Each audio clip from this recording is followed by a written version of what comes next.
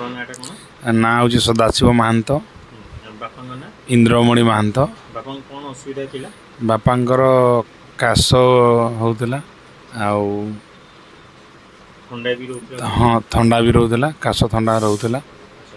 ଆଉ ଆପଣଙ୍କର ଏଇ କାଶିନିଲ୍ସ ଔଷଧ ଖାଇ ତାଙ୍କର ଏବେ ଦେହ ଠିକ୍ ରହୁଛି। ଆଉ ଏବେ ଦେହ ପୁରା ତାକତ ଆସିଗଲାଣି? ହଁ ଠିକ୍ ଠାକ୍, ଏବେ ଅସୁବିଧା ଥିଲା, ଏଇ ଔଷଧ ଖାଇକି ଠିକ୍ ଲାଗୁଛି କହୁଛନ୍ତି। ତାଙ୍କ ବୟସ କେତେ ହେବ ବାପାଙ୍କର? ବାପାଙ୍କର ବୟସ 74 ବର୍ଷ ହେବ। ଠିକ୍ ଅଛି, ଓକେ, ଥ୍ୟାଙ୍କ ୟୁ। ହଁ ସାର୍, ଧନ୍ୟବାଦ ଆଜ୍ଞା।